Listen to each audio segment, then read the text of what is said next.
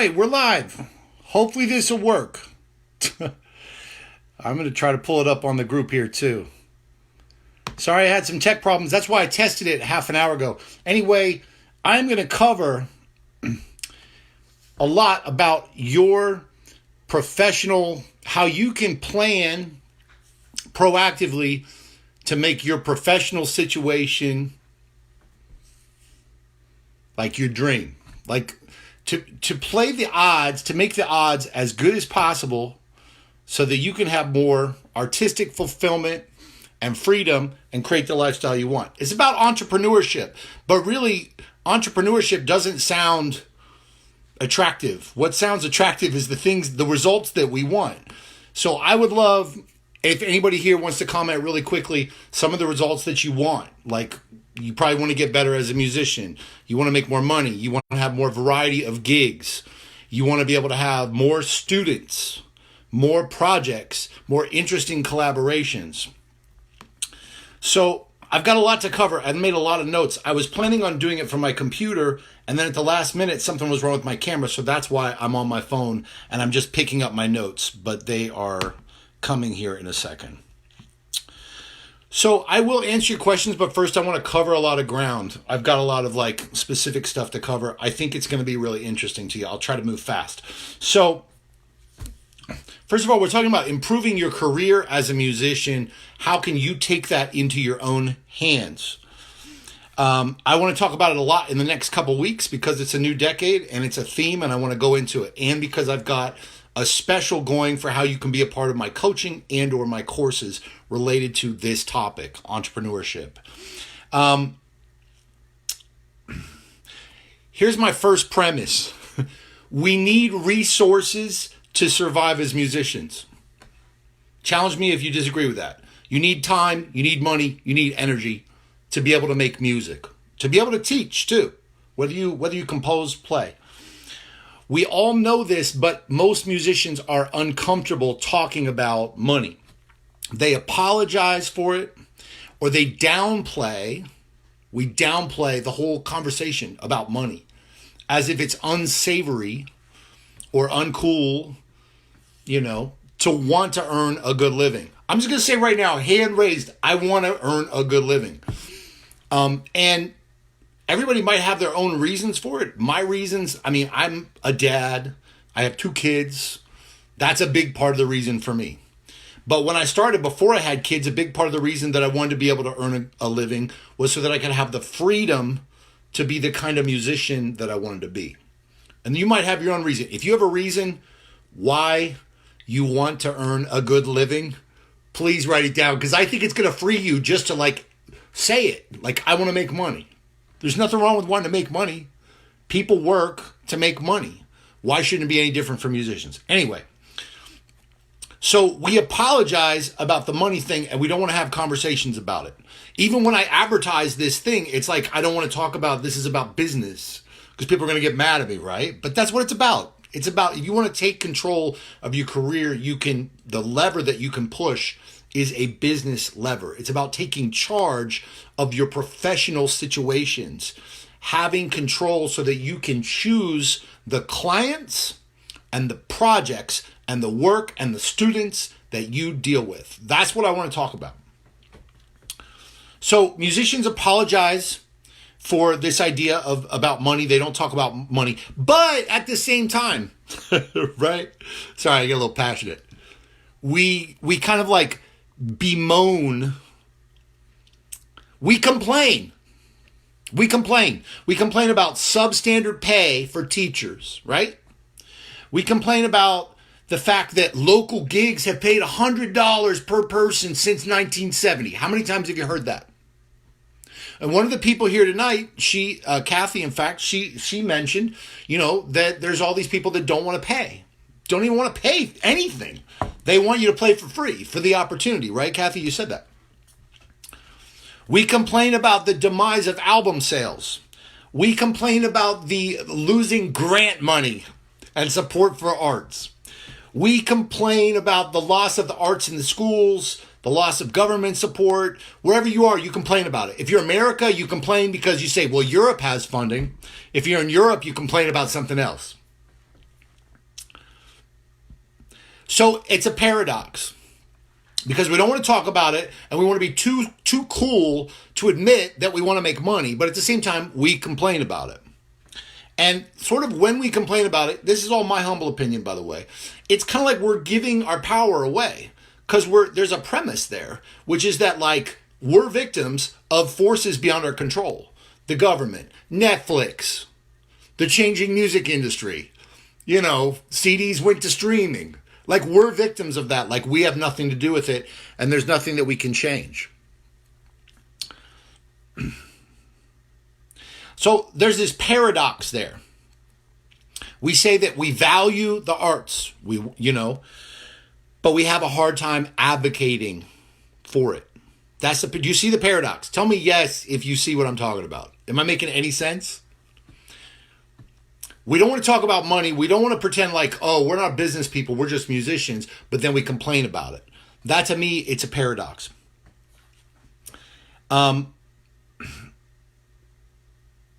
Very true. Okay, good. Thanks, Kostya. Thanks, Summer. So we talk about advocacy like it's a good thing. Advocate for the arts. Everybody wants to talk about advocate for the arts. But nobody wants to talk about entrepreneurship or sales. Sales is a bad word. But here's the thing. It's the same thing. It's the same thing. You advocate for something, you're selling it. You're offering it. You're being a stand for the value. It's like someone comes to me and they say, will you give me a violin lesson? I say, yes, I'll give you a violin lesson. It's $150 an hour. And they're like, can you do it for $100? I'm like, no, I can do it for $150. I'm advocating. I'm advocating for my value, right? Now, some of you right here, just hearing that an anecdote, you might even take the side of that other person because you're like, oh, wow, $150 an hour is a lot to charge. I don't know. You shouldn't charge that much. No, I should charge that much. That's my decision to make. And this is the type of attitude I'm talking about that I want you to develop because it's on you to decide your value and it's on you to advocate for your value. And we can get into the nitpickiness of whether 150 is too much for a violin lesson or whatever at some other point. But the point is, you see how it affects you when you even start talking about money. We all want to downplay. We all want to discount. We all want to do it for free because we conflate this idea of like, I'm an artist. I'm above money. But it's a problem. So advocacy is simply about enrolling others into the value of a thing or a service. If we give music away, if we give education away, then we're sort of undercutting its value. Do you see that? Does that make sense?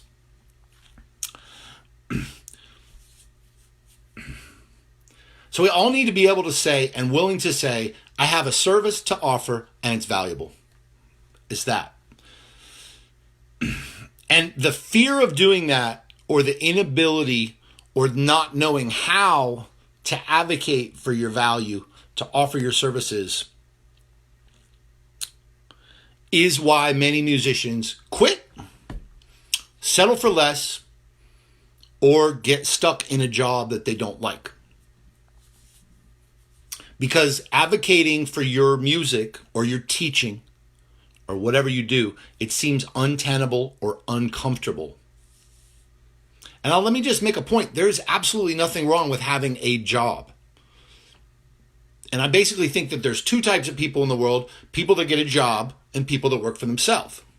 And there's disadvantages and advantages of both sides of that. Whatever you do, I don't judge you at all. I think it's fine for people who want to get a job, and it's fine for people who want to work for themselves. Mainly, I'm speaking to the people who work for themselves. You don't have like a salary or one main salary. But I still think that these ideas apply if you have a salary. Like if you're part of a school system or you're part of an orchestra or you're part of a corporate team of any kind, I still think it's important for you to advocate for the program that you're a part of if that team is important to you. But it's just not the urgency that there is when you work for yourself. So anyway, I chose to work for myself for a lot of reasons, but one of the big ones was that nobody was offering a job for a jazz violinist. Nobody was offering that job. There was nowhere to audition for that job in 1996 when I was 24 years old. Over time, I found a lot of other reasons. Like I said, like because I want to support my kids' education. I want to have the flexibility, all this other stuff. And I'm unapologetic for wanting the things that I want for my life and for my family. And I really want to encourage you to be unapologetic about it and sort of practice like expressing that unapologetic stance. So I'm going to share with you later how certain personal experiences gave me a perspective and a willingness to maybe to do some things that some other people wouldn't normally. And regardless, you have worked for years and decades at your craft, and the way I see it, you deserve a shot to earn a good living just as much as anybody else. That's my opinion. It's not, in the real world, it's not about can you play as good as Hillary Hahn. That doesn't really matter. If you're a musician, it's about the value that you bring to other people, to the community, to the people that you serve, your students, in your Suzuki studio, wherever. It's not about being able to play as fast as Josh Bell or Yo-Yo Ma. I mean, I love all those players. They're great, and they deserve all the success they have. But if you show up and you care about serving people through your music, through your teaching, then you deserve to try to make a good living from that. All right, so I'm going to share some of the things that I learned and just my origin story, because there's a really, really powerful lesson that comes from this. That's going to be the next thing that I share. It's like one massive, massive strategy that you're going to be able to use. But first, I just want to check the comments and also make sure my phone doesn't run out. Okay, Molly's here. Hey, Molly, thanks for being here. See if there's any questions here. First of all, can you just let me know, like, is this cool? Am I moving at a fast enough pace or a slow enough pace? Is it too slow? I'm setting this up. I'm trying to move fast. Let me know if there's anything you need. All right. Okay, I'm going to move on. This origin story, like I said, is very important, and it's going to reveal to you the one strategy that I have used to succeed over and over again in different ways throughout my career since I was 24 years old. And now I am 48, I think, something like that, 47. I think I'm going to be 48 next month. So that's 24 years that I have invented myself literally in probably more ways than anybody you know in the music industry. And I'm not trying to brag. I'm just saying it's true. Like, I played in the Columbus Symphony. I had a booking agency. I booked my own gigs. I have my own booking agency. Did I say that? I got endorsement deals. Then I went to New York City. I toured around the world with the top jazz stars. I got an associate professorship at Berklee College of Music. All the things I just mentioned, I quit them all. I started doing music business coaching. I started doing online string recording production, remote production. I sold licensing of original music for films, movies, televisions, all that stuff. And there's like 10 other things. Oh, camps. I've been doing camps for 18 years. I have an online lesson site that's subscription based. I mean, digital marketing. I mean, products, digital products. I do all that fun, fancy bells and whistle stuff. And I've also done all the like super OG stuff. Like just hustle. Like I played on the street for money. Like everything. Sorry, but it's true. I have. I'm not bragging. I'm just saying I've done it all. And all of it came from one mindset and one thing that I'm going to share with you now. So here's my story real quick. Like most 24-year-olds, I was lost when it came to going out on my own and figuring out what I was going to do. And I had a little bit of a somewhat unique situation when I was 24, but that's a different story for a different time. So my parents, they came to me and they were like, "What's your plan?" And I said, "I think I'm going to go work construction." That's literally what I told them. I think I'm going to work construction. And they said, "Well, wait a second. Don't you want to play the violin? We thought you wanted to be a violinist." I was like, "Yeah, I want to be a violinist, but I have no idea how I'm going to make money." And I was a very good violin player. I was a very good classical violin player. And so my parents said, "Okay, you can stay in our house for a while. We'll support you." And because of circumstances that are, part of another story, in that moment, I was desperate to have some certainty and stability in my life when I was 24 years old. And so because of that, I put myself in my parents' hands. I was like, "Tell me what to do and I'll do it." You know what I'm saying? I was like, "I will be a willing student. Whatever you tell me to do, even if it's uncomfortable, I'm going to do whatever you say." And my dad had sold life insurance and my mom had helped him build that business. And I knew nothing about it. And I thought it was the most boring, stupid, lame stuff ever. And the farthest thing from what I wanted to do, because I want to be an artist. Classical violin, jazz violin, all that stuff. I wanted to be a great jazz violinist. I had a dream. I've been playing violin for 20 years by the time I was 24. That's all I cared about. But I was desperate. So my dad said, call restaurants. Call the managers. So I called and I talked to like 15 restaurant managers and I offered to do a free audition, one free audition for like a half an hour. And he told me to do this. So I called about 15. I got like 8 free auditions. Of those 8 auditions, 4 different restaurants each gave me a gig. One of them gave me 2 gigs. So I had 5 gigs. It was 5 days a week, 5 gigs. And I was making about $650 a week, something like that. And they were all regular gigs. And it happened just from that one thing I did. I'm going to tell you again, because this is the one thing that really made the difference. I called 15 people. I offered to give them something for free, which was a free audition. At the end of the audition, I sold something to them. And a portion of them said yes. And I had 5 days a week playing at these restaurants. And I did that for the next 5 years. And that is how I developed as a jazz violinist. If you listen to my first record from like 1996, when I was 24 years old, I had no idea how to play jazz at all. Also 1998, still no idea. My first 2 records. I've made 15 since then. I had no idea what I was doing. You can hear it on the records. I was just absolutely a student. Over those 5 years, I played 5 nights a week, duo gigs with piano players, better musicians than me at jazz, more experienced musicians. I would call the best players and I would hire them because here's the thing. The best musicians all want to work. So I don't care what your level is. If you control the gig, if you have the gig, you can hire the best piano players, the best band anywhere around, as long as you can pay their price. Period, the end. So this is kind of really my point, is that because I went and I sold the gigs, I had all the control. I could hire the musicians I wanted, and then I could learn from those musicians on the gigs. I had no idea what I was doing. I didn't know how long I should play a solo. I didn't know how to play the chord changes. I didn't know how to start a song. I didn't know how to end a song. I knew nothing. Very little about jazz. But I called great musicians. I have 5 gigs a week. This is one of my central points, is that if you want to get better as a musician, you need to create professional opportunities that force you to get better as a musician. Because we're not in school. We can't afford to just sit around and do stuff for free. You don't get to go rehearse with your jazz combo for free every day because you got, a bunch of 20-year-olds and all you're doing is sitting around and rehearsing for free. You have a life, you have kids, you have bills to pay or whatever, right? So the way to do it is to get professional opportunities. Sell the gig, then learn on the gig. This is a huge thing. All right, let me go through this a little more though. So like I said, I had these 5 nights a week and I was playing from that one thing I did. Called 15 managers. 8 of them gave me a free audition. Of those, 4 gave me a gig. 1 of them gave me 2 gigs. That same 2-step strategy that I just shared with you. Oh wait, no, I forgot something.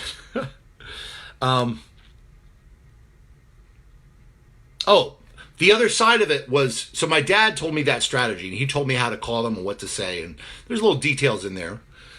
But my mom helped me with the marketing side. So my mom got me to do mailing lists, and back there was no email, it was snail mail lists. And I would get phone numbers and I would get snail mail lists. She helped me do signage, and she told me how to dress and told me to fix my hair, which I probably need her here today to tell me to do that too. But so I got sales from my dad, I got marketing from my mom. And it was basically a 2-step strategy. Number 1, provide value up front, like a free audition or a free lesson or a YouTube video or this live stream. It's value. You just give value up front. And follow up with an offer. That's it. That's the 2-step strategy. Now, the thing is that I had to be willing to do it. So most of you are probably feel uncomfortable about doing that. in one way or another. I mean, every business owner does. I mean, most people, unless they're narcissists, most people feel uncomfortable with sales because we're all raised to be like, polite. And so we feel this basic like tension about over promoting ourselves. But anyway, that's for another time. Sorry, I'm going to make sure I don't lose batteries here on my phone. So anyway, let me continue with this. I feel like I'm just getting bogged down. Sorry about that. The point is, I was willing to listen. I was willing to listen to my parents because I was desperate.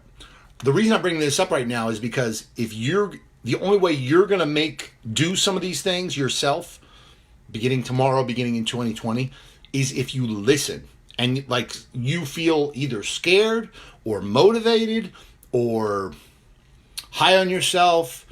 There's got to be a reason. Or like Jim Platts asked earlier, it's kind of connected. He said, what gets you motivated and what keeps you motivated? Now, for me, I have an answer to that question. It's the same thing that motivates me to sell, to offer my services. And that is, it's like an important reason why anything is like matters to you. Like, what is your important reason? For me, it's like, it's my family now. When I was 24, it was different. Like, I had all kinds of stuff going on then. I had a lot of fear when I was 24. Fear of like bad things that might happen. I was scared. So fear can be a motivator, but also love can be a motivator. So I love my family and I want to give my family like certain things. I want to give my kids education. I want to be able to give time for my wife, this kind of thing. So there's different things that can be a motivation. Some people are really into their religion, or faith or spirituality. And so there's a cause that they're into. They focus on that. Some people are really into music and they get into like the music is the reason because you want to be the best musician you can be. The trick is you have to find that thing that motivates you so that you feel absolutely sure that you're willing to push for it. Anyway, let me keep going. So after I had these gigs, the Columbus Symphony asked me to join as a full-time sub. And I basically turned them down. I did a couple gigs with them. And then I said, no, I'm not going to do it. Thank you, but no thank you. And the money was really similar. Like if I would have done like 6 services at the Symphony for the week, I'd make similar to what I was making, on my duo gigs. But on the duo gigs, my name was in the newspaper. I got to choose my repertoire. I could learn from great jazz piano players. And then also people would hire me for like private parties that paid like 5 times as much. So then I started a booking agency. I would contract other musicians. And I just kept hustling. I just kept up doing the same thing I had done before. And after a few years, I left Columbus. At this point, I was like a big fish in Columbus, Ohio. Like I was really successful. I was making at least $1,500 per week. And I left. I went to New York City because I had a dream. I wanted to be a great jazz violinist. And I thought I needed to go to New York to do that. And this is a pattern that I kept repeating where I would get like a really good gig or an opportunity and then I would leave it. I would quit it for the possibility of doing something else. So in New York City, what I did, again, just to drill home like what I did to succeed and what I learned from it, I took lessons from players that I thought would be likely to hire me. So I went to the improvising violin players in New York City and I paid them for a lesson. And if they didn't want to charge me, then I would just find a way to like get to know them. I also took lessons from non-violin players that I thought might be likely to hire me. I would pay money and be like, I want to take a lesson with you. And I would pay the money just so I could show them what I was capable of and also show that I was interested and also give them value up front. And that's how I started to get work in New York City. I also promoted shows back in Columbus, Ohio. This is something I see a lot of people neglecting. Like if you come from a small town and you move somewhere else, that small town is valuable. That's your history. That's your people. That's your community. So Oksana, Kossia, you come from Ukraine, a town in Ukraine. If I were you, I would hold on to that. Like I would continue to develop and nurture all the relationships in Ukraine, for example, or wherever you come from, if it makes sense with your overall model. One night I went to see Les Paul play, and in between sets, I tapped him on the shoulder and I asked if I could sit in. And he said, well, can you play? And I played a little bit under his ear, and he said, yeah, you can sit in. Then I sat in that night, and he said after that, he said, you can come every Monday to sit in. So basically, whenever I wasn't on the road, I would go to the Les Paul show and I would sit in. 2 sets. He usually featured me for 3 songs, which was more than he featured like Tony Bennett and Paul McCartney for. Literally. And like Slash and like all these people that would come to like hang out with Les Paul. He would pretty much always give me 3 songs in the middle. We just had a great relationship. I don't know why. He liked me. We were friends. Here's the thing. As soon as I played my tunes in the middle of the set for Les Paul, I would sneak out backstage, and then I would go up onto Times Square, onto Broadway, and I would stand outside the door. And as soon as the set was over, a stream of tourists would come bursting out the door onto 53rd and Broadway, outside the jazz club called the Iridium, Times Square, bursting out. And I'd be standing there like this, or like this. And they say, oh, you're that violin player. That was great. And then I pull up a CD and I say, thank you. Would you like to take me home with you? Or something, some stupid line like that. And I sold CDs right there on Broadway, on the street, to those people coming out. I was trying to avoid the cops. I was trying to avoid the club management. I didn't necessarily want Les Paul or his band to see me doing it. But I would make anywhere from $250 to $600 every Monday. That's what I did. I did the same thing when I was on tour with Bill Evans in Europe and a lot of other musicians who would take me on tour. Usually they'd give me permission, but like I didn't need to have a merch table or any of that stuff. I would just be hanging out after the concert. This isn't even my gig. Like I'm like the violinist on the gig, but I'm not like the main bill. But I'd be out there. People would come by to say hello. I'd sell CDs. I usually would make like an extra $1,000 in Europe that way per week at least. So then I got a gig at Berkeley. How did I get the gig at Berkeley? Same way as everything else. I offered it. I was like, I want the gig at Berkeley. Will you hire me? What will it take for me to get hired? What will it take for me to show you that, that I'm good enough for you to hire me, basically? And I just reached out. There was people that were asking about this. Like, how do you know if you're not good enough to get a job? This is a big problem for a lot of people. They're not sure if they're good enough or not. You got to ask. You got to get that feedback. If someone says you're not good enough, then that's helpful. That moves you forward. Like if I called Matt Glazer at Berkeley and said, will you hire me at Berkeley? And he said, you don't swing hard enough. I'd be like, bet, thank you. And I would have gone and worked on swinging until I could swing harder. Then I'd come back to him and I'd be like, do I swing hard enough now? Now, luckily that didn't happen, but and it's not necessarily about swinging or whatever, but point is I asked for everything. I offered. So after I got the gig at Berkeley, I was commuting between Boston, Europe, New York City, and Columbus constantly. So there was like 3 to 5 years where I was never in one place for 2 weeks. Ever. For like 3 to 5 years. Never in one place for 2 weeks. My child was in Ohio. My wife was in New York. I had a college gig in Boston. And I was on the road in Europe like once a month. It was insane. And it was great. It was the dream. It was what I wanted, right? The thing is, I quit everything. I quit everything for one reason and one reason only. Because I wanted to be with my child. I wanted to be with my family in Columbus. So me and my wife, we left New York. We went to Columbus so we could be close to my first child. Period. The end. Quit everything. So once I was in Columbus, I had to reinvent my career again. This was 10 years ago, maybe. So I started building digital products, a lesson subscription site. I started, putting more into my workshop and festivals. I started touring more, doing all these school things, and really just totally going out on my own. So I didn't have a university or a college to hang on to. I didn't have like sideman gigs. I didn't have people in New York calling me for stuff. It was all my own stuff, all my own customers. And that forced me to like really think about my career in a totally different way. That's when I really started thinking, who are my customers? My customers are you. They're actually people that care about what I have to say.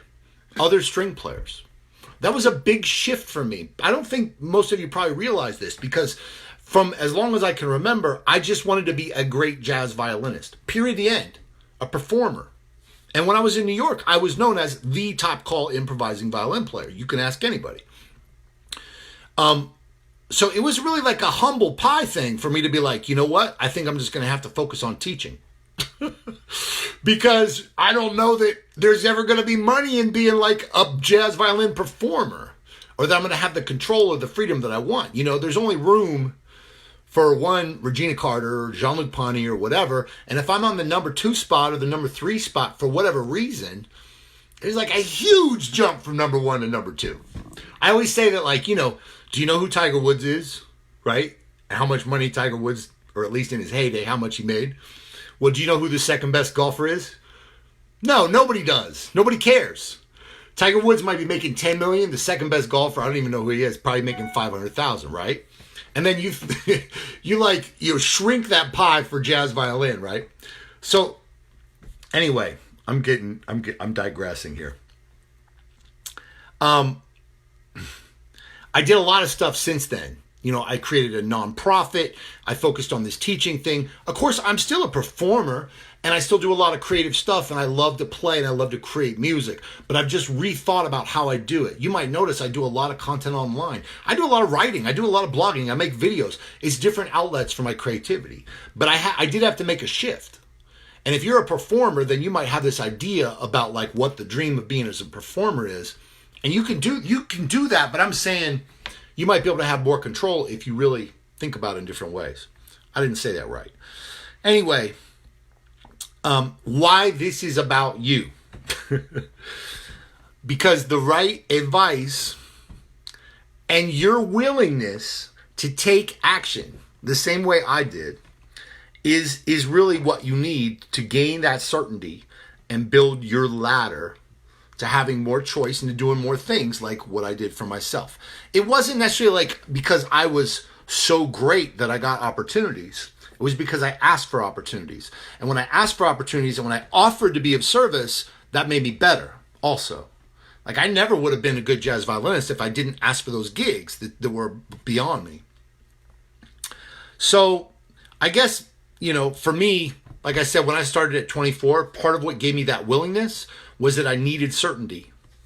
I was dealing with a lot of uncertainty, a lot of fear, you know, and that certainty is worth everything. It's why people pay thousands to go to college or get trainings or whatever. But I don't think you need to go to college for this stuff. I think you can get it a lot of other ways. So really, the biggest thing that I want you to take away from this is that there is one single answer for how you can have more control over your business and create more opportunities and have more selections. Here it is. You've got to be willing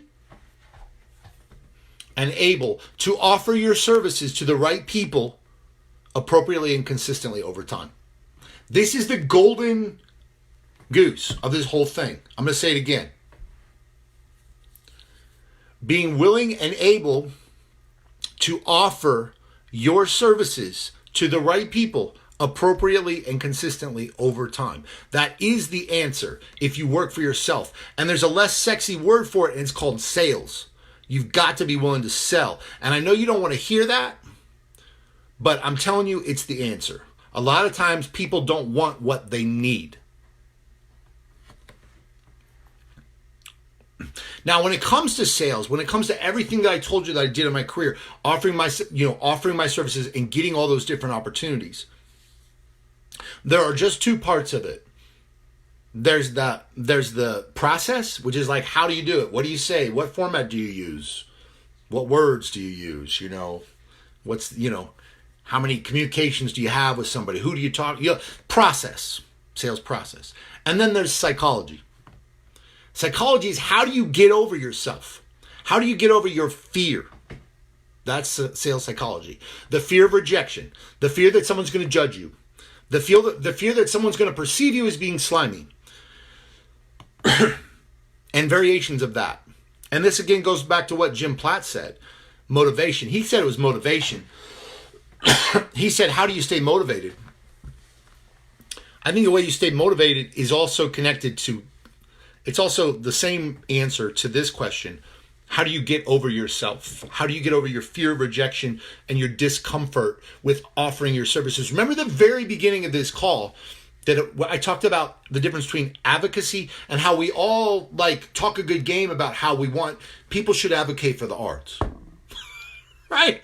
How many times do you see people complain on social media about how nobody advocates for the arts? It's your job to advocate for the arts. Period. The end. Yours. It's on you. And it's on me. That's what I'm doing right now. I'm advocating for myself. I'm here. I'm showing you everything I got because what I want to do is be of service to you. What I want to do is convince you that these ideas have value, that this training can help you, that you should hire me. Nobody else is going to advocate for me. You're not coming to sign up for my products or my services, my courses, my coaching. You're not going to sign up for it unless I ask you. And if I ask you and you think, oh, Chris Howes, what a jerk. He asked me to sign up for his course. If that's what you think, that's fine. But what am I supposed to do? Not ask? I want to help you. And I believe that I can, and I believe in the value. And the reason I'm sharing this right now is because I want you to see what that looks like. So to Jim Platt's question, how do you stay motivated? How do you get motivated? I'm also going to turn that around and say, how do you get over your fear of offering your services? How can you express and step into the value of what you have to offer? Let me be really clear. My value is not because I'm Tony Robbins. It's not because I have a master's degree in business. It's not because I'm smart. It's not even because I play in tune or play fast. It's none of that. It's because I care. This is a really important mindset shift for you to make. Like Summer was on here earlier. I don't know if she's on here now. I've never seen Summer teach in a Suzuki studio before. I don't know how many times she worked with Shinichi Suzuki and worked with all the top gurus and did 1,001 trainings and went to Japan and I don't know how many books she's read on it and how many advanced degrees, but I don't think it matters. I think I want my kid to study with a Suzuki teacher who cares. That's it. All you got to do is care. You got to come from a place of service, and you got to separate that from how good you are. I used to get all hung up about wait, I'm really good, but nobody's recognizing me for my talent. The world doesn't care about your talent. They care about whether you care.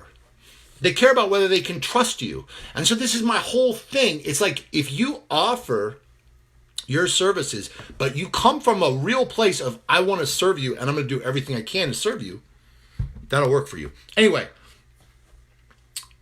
sales is the answer. I'll say it one more time.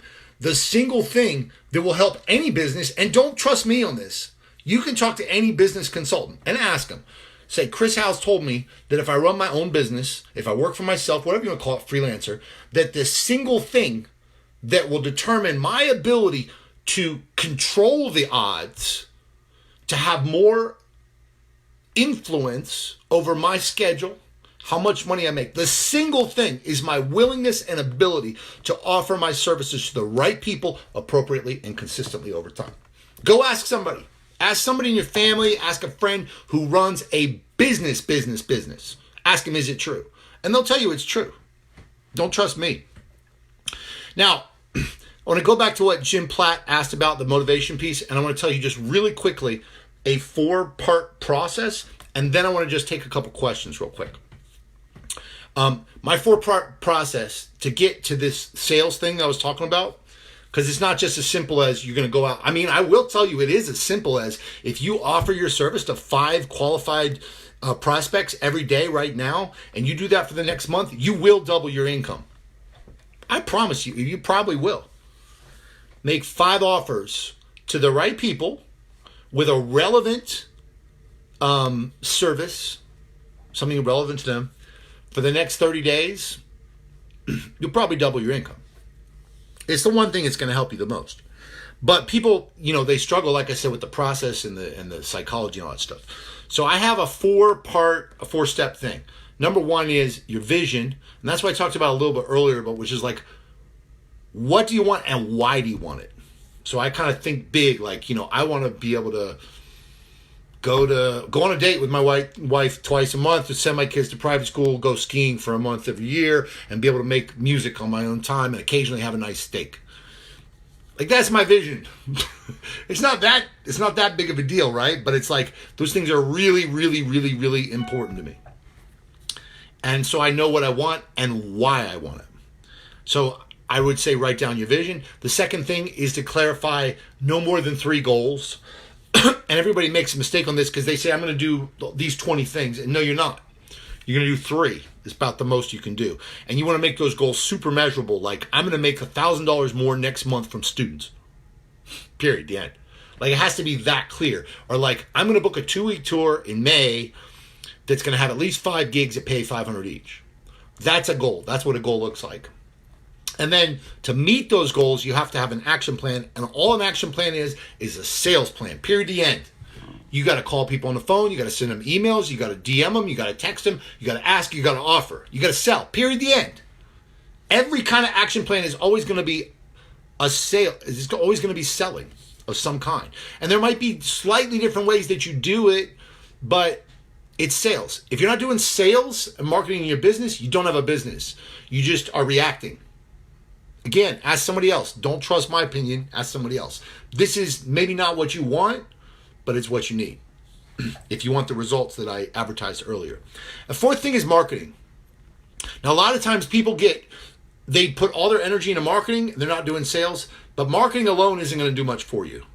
And it's the big mistake I see. So people go on social media and they're like, I'm doing marketing. I'm working. No, you're not. You're not working. That's like, you're like going through the motions on your like Galamian exercises, but it's not doing anything for you. It's not making you play any more in tune or like get your shift more accurate. That's the same thing with like, going through the motions marketing. Marketing without sales is really not going to do anything for you. You need to focus on sales. But if you have marketing, the reason for marketing is to amplify and bring credibility to your sales. So anyway, that's my 4 steps. I go more into it in my coaching and into the courses that I have and the groups and all that stuff.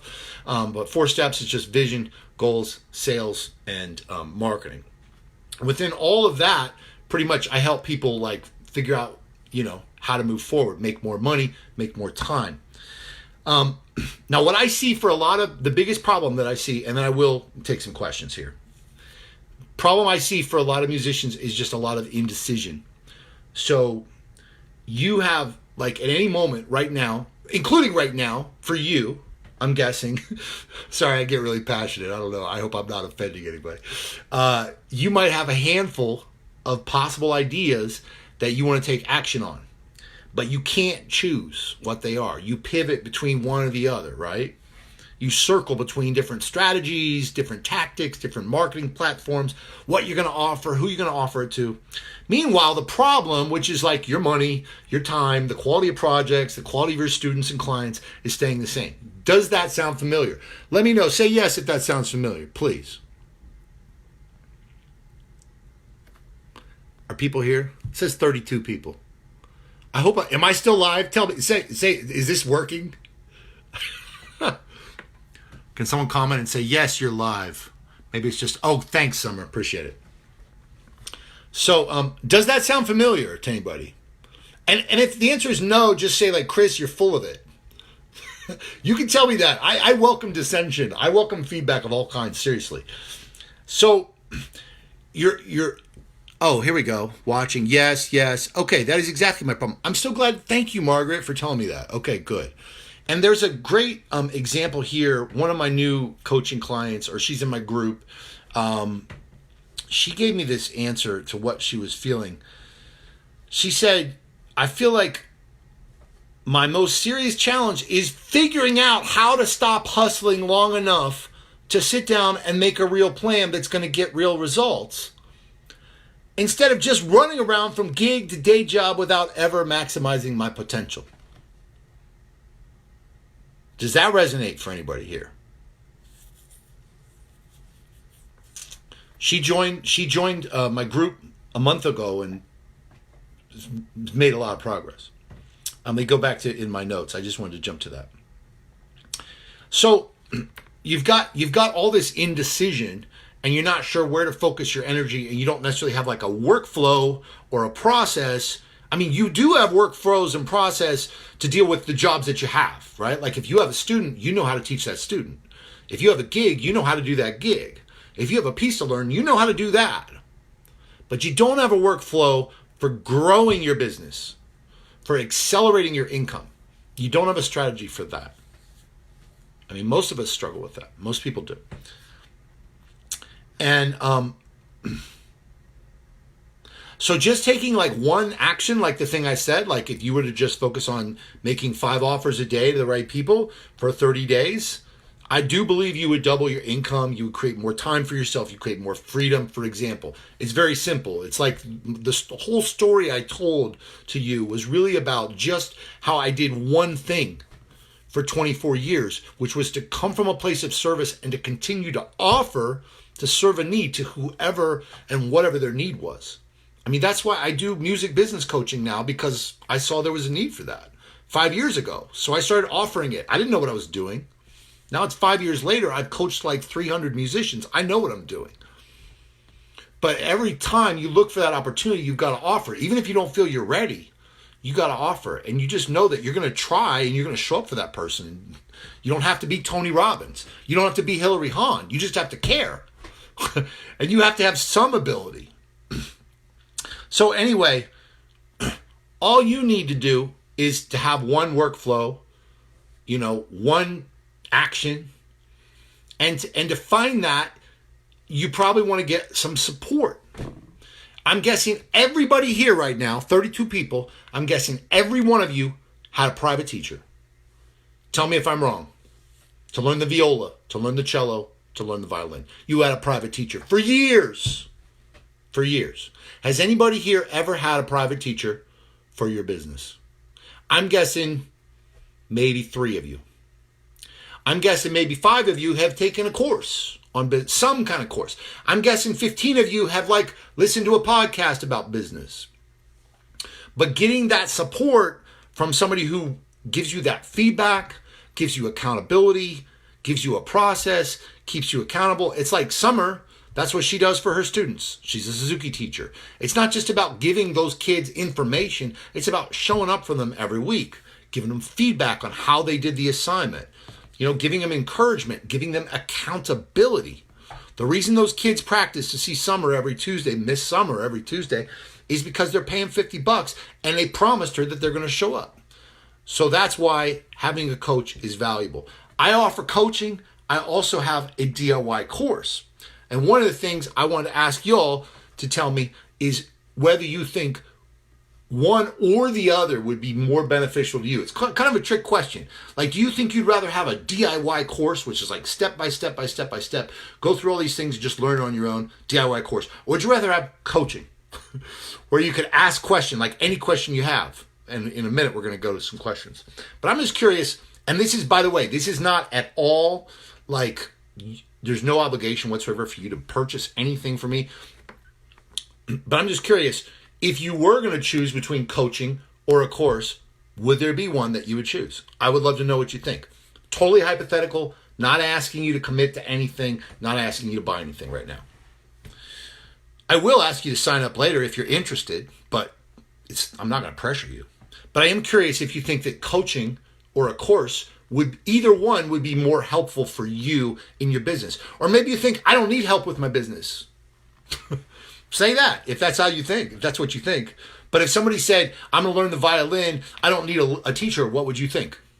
I'm just going to ask you that. Here's examples, like coaching might come in handy if you had these kinds of questions. Like, is it a good idea for me to invest my time in this project? Or what about that project? Or what should I charge for this situation? Or how does this pitch letter look? Or how does this, this advertisement look for my, or my website? How does it look? Those are questions that you might ask a coach. A course is good for getting step-by-step lessons. Step-by-step lessons, it's really extensive, Okay, I want to take some questions. We'll see if anybody has any questions. If you put questions earlier, then you might need to repeat it right now because I'm going to have to scroll through the whole thing. Coaching seems more personal. I'd probably want coaching, but I've learned a lot through reading through the DIY and other people's experience. So Stefan, well, actually, Stefan, you're in the group coaching program. So I'd be curious, and you've done the DIY course as well. So I'm curious if there's anything you would want to say. By the way, thanks, Stefan, for showing up. I invited people who are in my private coaching group or the group coaching program to show up for this call if they wanted to, and Stefan showed up. So thanks for showing up, man. And he said, I've learned a lot through reading through the DIY course and other people's experiences, by which I think he means in the group coaching program. Anthony is also in the pro. I hope you guys don't. I don't mean to out you guys, but they're in a group. It's like an exclusive business group that I have, and so everybody in the group knows each other and that kind of thing. And Anthony says here, one of his goals is to increase his income from $55,000 to $75,000 this year. I'm about to raise my rates for teaching. He has 23 students a week, from $45 to $50 for a 45-minute lesson, but he's feeling anxiety, as I always do when you raise rates. So strategies to cope with this. Reality check. This is a great question, Anthony. And he says, thanks. Okay. So he wants to go from $45 to $50 for a 45-minute lesson. I wonder if Summer is on here and if she can relate to this and if she might actually even have some suggestions about this, because I know Summer does a lot of teaching. And I want to make sure that I really take this in because this is interesting. How do you go up from $5? He feels anxiety about it. I'll share an exercise with everybody here about this. Thank you, Anthony, for sharing this. It takes a lot, to acknowledge that, like, I feel vulnerable about asking people. And let me just say that I do too. Like even as I'm pitching like my services to you guys on here, I feel very vulnerable about it. I truly do. I feel scared about it. So it's not like you're going to develop some superhuman thing where you don't feel scared to ask. You're just going to do it anyway. And the only people that I think don't ever feel scared to ask, I think if they do it a lot, but also I think if they're narcissists. But I think if you're not a narcissist, you feel this thing. So what I would ask you to do, Anthony, is I would ask you to externalize. So you imagine that a couple ways to do this. Imagine that you are taking your child, because I believe, Anthony, you have children, one or two children, and that there's a teacher that you send your children to. If that teacher were to come to you and say, I'm raising my rates from $50 to $60 an hour, would you be mad at them? Or would you respect it? Just like Anthony, I know that, we've done lessons or coachings or whatever before, and at some point I said, this is my rate. How did you feel when I asked that rate? Did you think man, he's a jerk? Chris House is a jerk because he charged me that rate? Or did you think that's what he charges? Okay. Right? So just by externalizing that, then I want you to bring it back to yourself. Because I think the reason you are not going to look at someone like they're a jerk if they teach your kid and they raise $5 an hour is because you're going to think about that person with some kind of compassion and respect. You're going to say, this teacher or this basketball coach for my child is raising their rates $5, $10, and that's their prerogative to do so, and it's my prerogative to say no. Is it important for me to send my kid to this teacher? Does that $5 really make a difference? This is what I think is going to go on in your head, Anthony. Tell me if I'm wrong. And then if you respect that person, they're going to be like, okay, they want another $5. Well, yeah, I'm going to give them the $5. You're not going to think that they're a jerk, right? So the trick is just to take how you think about someone else in that situation and then turn it back and sort of distance yourself from your own feelings. Because this is this thing that happens for all of us. We can have this awareness about a situation, around fairness, around morality, when it applies to other people. And we want to advocate for other people and other worthy things, valuable causes. We're quick to advocate for everybody else, but then we struggle to advocate for ourselves. It doesn't make sense. It's not rational. You're a violin teacher. You care about your students. You have a family to support. You live near Boulder, Colorado. It's not cheap. So $50 is not, that's not that expensive. It's within like very reasonable like terrain of what people charge, right? So you have to make that tweak, man. You have to make that external shift, and you have to know that, okay, I feel uncomfortable about this, but I'm going to do it. And if we have to talk about that more, like we can, because I think probably rationally, hopefully right now, Anthony, you're like rationally understanding this. If you apply it to Summer, who teaches in Maryland or wherever she is, and if Summer said, yeah, I charge $75 for a 45-minute lesson. Or I could tell you, like I said earlier, like I charge $150 an hour, unless you join my Creative Strings Academy, and then you get discounted rates, and it's only $120 an hour. And like, so do you think I'm a jerk for charging $150 an hour, Anthony? Again, it's like, I don't think you do, because you probably think, well, that's Chris's prerogative. He can charge what he wants. Right? Don't you think that about me? So then you got to turn it back on yourself. You understand it rationally, then no matter what emotionally you feel, you just need to do it. Send the email. So in the group, in Music Biz group, go ahead and send me like a draft of the email that you want to send to your parents, and I'll go over it with you, and we'll make sure that you feel good about the final wording. And then you can send it as an email, and you don't have to talk to people about it. Anthony, does this help at all? And I'm going to take a few more questions. Anthony fears, what if 5 students leave? Okay, good point.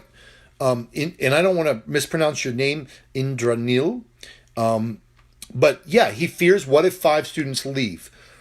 I think we need to be able to take that risk. First of all, I don't think 5 students are going to leave. But if they do, I don't think they're your ideal clients anyway. And sometimes we need to take that stand. If we're scared all the time, nothing's going to happen. We're just prisoners, really. We're scared to charge what we feel something's worth. Then we're just, we're just staying in chains. So if you want something, you need to fight for it. That's what I think. There might be a little bit of discomfort, a little bit of fear. Look, me personally, I would rather pay a teacher more who I trust. So Anthony, if you show up for your students, if you show up for those parents, I feel like they should be willing to pay you. And if they're not, then they're not the right people for you. That's my opinion. If you play this like lowering your price game, you're commodifying yourself, and that's not a place you want to be. It's not where I want to be. Someone might say, I can take a jazz violin lesson for $50. Well, go take a jazz violin lesson for $50. You're not going to get a jazz violin lesson from me for $50. You want a lesson with me, this is what it costs. That doesn't mean I'm the best. It just means I'm me. I care. I'm going to show up for you. So I think it's the same thing for you, Anthony. If they want to study with you, it's because you show up for them, you care about them, you're there, and there's a value of what you bring. And I think you should trust that. You can survey your students, you can, but once you make this shift, I think it's going to be all right, man. And I think there's other things you can do. If 5 students do leave, I think there's other options you have, honestly. I think you need to take the risk. Right, Michelle, good point. Right. And Michelle actually lives in Denver too, I think, right, Michelle? You're in Colorado. I can't remember exactly where, but I think roundabout there. But it's $50 for a 45-minute lesson, by the way, is I believe what Anthony said. Okay, anyway, I addressed Anthony's thing. Are there other questions? Gwen is here. How do you tread through that timeline of making more time to work your business and letting go of the time swiper, not enough money projects? Courage, faith, biz loan? I think you sell harder, Gwen.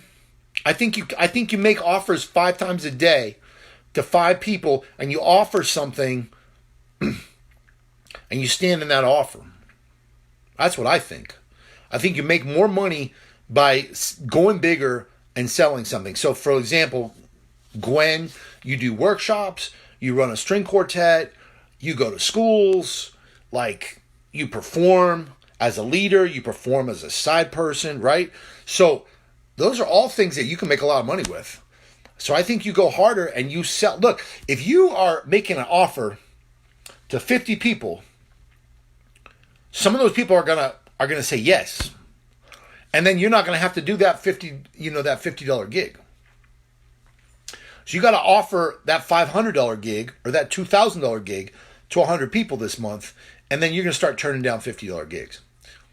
For example, am I addressing your question, Gwen?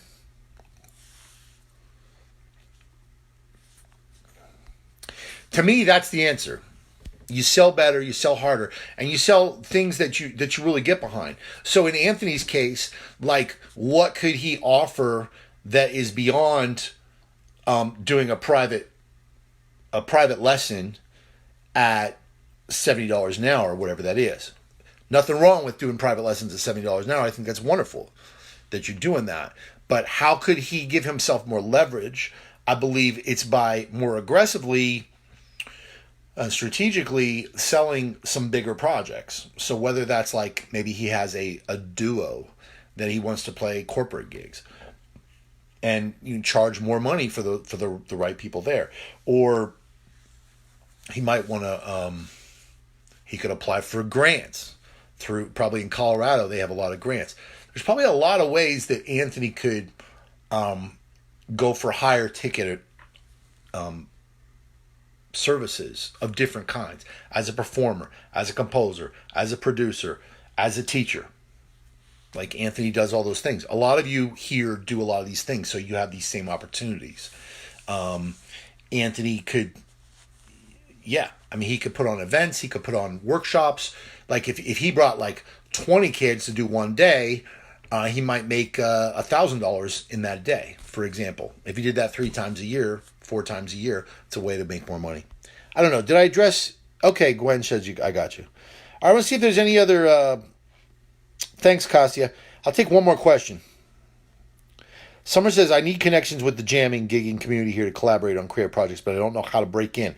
I only know the classical community, and it's so separate. All right, thanks for saying that, Summer. So this is important. There's 2 ways to address this. Now, well, like I already said, Summer, what I did when I was 24 is I called the restaurants, I got the gig. I would call a musician, and I would hire them to accompany me. And the best musicians in town in any genre that you've never played in all want to work as long as you pay their rate, period, the end. So if let's say you want to play Celtic music, I don't know, or let's say you want to play bluegrass. So you call a bluegrass guitar player who you know is really good, and you say, look, I'm not a good bluegrass guitar player, or I'm not a good bluegrass musician yet, but I really want to learn, and I'd like to hire you for this gig, and it pays $200. Are you down? I guarantee you that person's going to say, yes, I'll do it. I mean, it's $200, right? So, and then you could say, okay, well, I'm going to ask for your advice on the gig. So could you give me advice about what tunes I should bring, blah, blah, blah. Then you come to the gig, and you don't take a lot of solos. You just play the melodies, and you just chop, and you just ask for feedback as you go. So that's one way, is get the gigs. The other way, if you want to make connections with other musicians, I would say you could go to jam sessions. You could go, you could look in the paper for where are people playing. You could just introduce yourself. You could reach out to people. You've been to the Creative Strings workshop. So you could reach out to people who are in that kind of scene, because like maybe Jason or maybe Andy or some of the people that play bluegrass, you could say, do you know anybody in Maryland that plays bluegrass? And probably Andy or Jason or me or whoever, or somebody in this group, Creative String Players, probably knows somebody in your town. And you go reach out to them and you just be cool.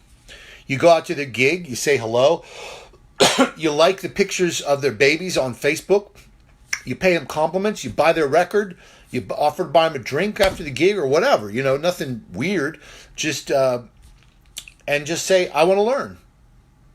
Maybe, so that's how I would do it.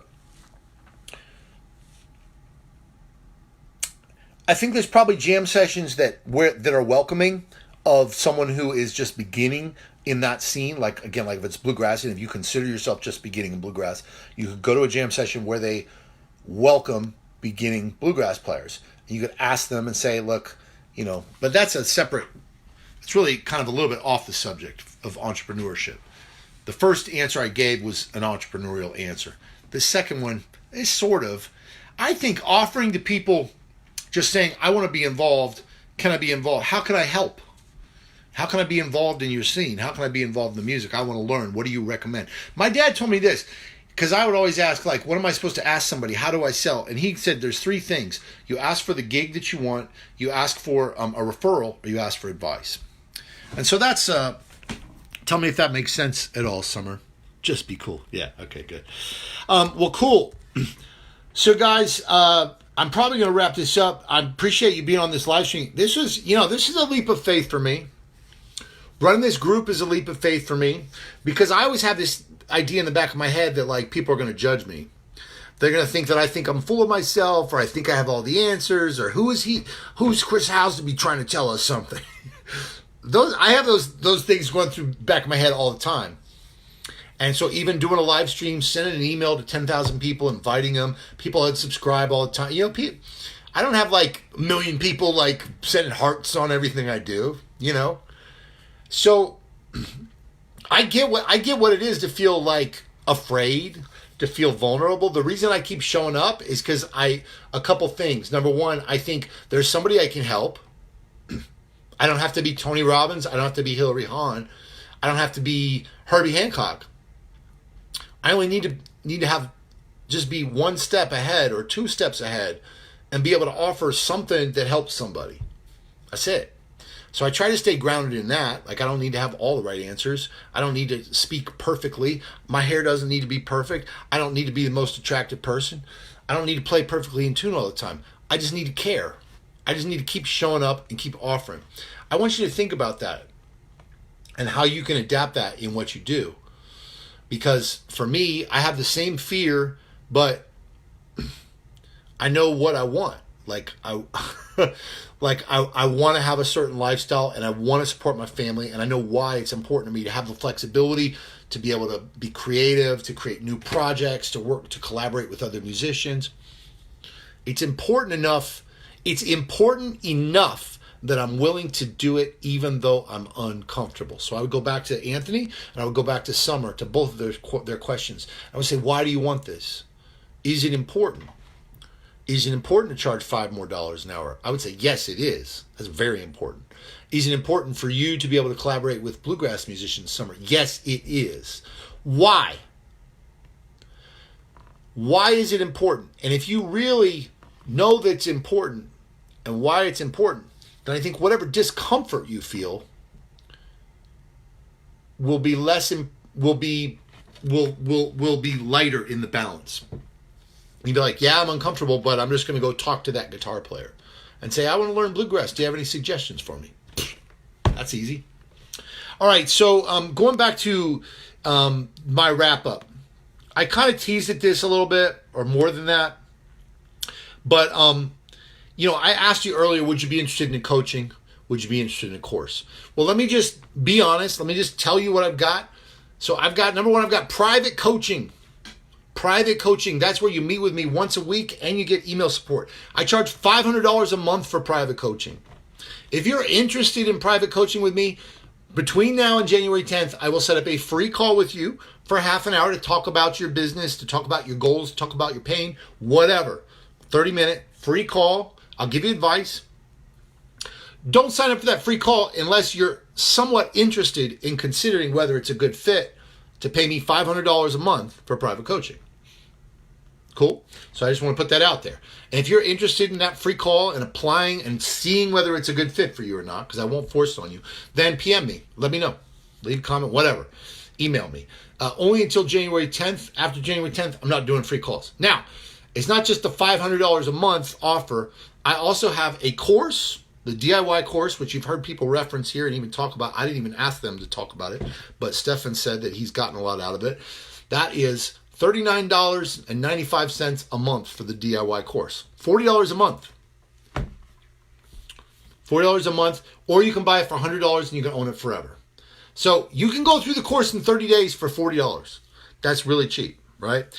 And I offer the group coaching for $40 a month. The group coaching, where you get to ask me anything, anytime, be in the secret group that a few of the people here are also a part of. Now, here's the thing. Until January 10th, you can get both the coaching and the course bundled together for $40 a month. And you can cancel after a month. In fact, I'll even give you a money-back guarantee, 30 days. It's the same offer I gave people that were in the course. And I don't think anybody asked for the money back this last month. So I don't know how I could give you a more affordable option. You've seen the value that I'm giving here right now. So I want to just let you know, if you're on this call, I might follow up with you, and I'm probably going to offer it to you. I'm probably going to say, hey, do you want this? If you know that you want it, or if you have questions, please PM me. I will show up for you. I will give you everything I have if you're a part of my group. Anybody here should know, if they ask me a question, I'm going to answer the question. I try to give content, all that stuff. And of course, I'd love to have you as a private coaching client, $500 a month. But for $40 a month, you can get the DIY course and the group coaching only if you act between now and January 10th. Because after that, it goes back to the normal price. So I'm doing this as a special launch. It's part of the reason I did this. Guys, do you have any final comments for me? If you have any questions anytime, you can reach out to me. This group, Creative String Players, as you may have noticed, is one that I'm really trying to nurture. And I'm trying to provide a valuable... I'm going off topic here, but I just want to talk about the group. It's very important to me, the Creative String Players community. You don't have to buy my stuff. You don't have to buy anything from me. The group is important to me. I'm committed to providing value in this group for you. I hope you see that. I also value my own time and my energy and resources, so I will make offers to people, and I hope that you'll respect that as well. But you don't have to buy anything, but I am going to make offers. And the group, though, is something that I want to help lift up everybody that's a part of the community, to give you resources that'll help you become more creatively fulfilled, artistically fulfilled, professionally fulfilled. I think it's all connected. I feel like personal development is all connected. If you want to get better as a musician, if you want to make more money, if you want to have better relationships, be healthier, be more fit, it's all the same stuff. It's like motivation, productivity, clarity, goals, right? It's the same. So that's where I'm coming from. I want to build a community here. If you have friends, please invite them to the group. You are welcome to share in this group. It's your group. Just be cool. But I really appreciate those of you that are showing up in the group and participating, and you're creating the value. It means a lot to me. I really appreciate your trust. I appreciate you giving me the benefit of the doubt. It means the world to me. I'm always going to try to do my best, and I will call myself out if I mess up. So, all right, guys, have a great night. Thank you very much. Take care.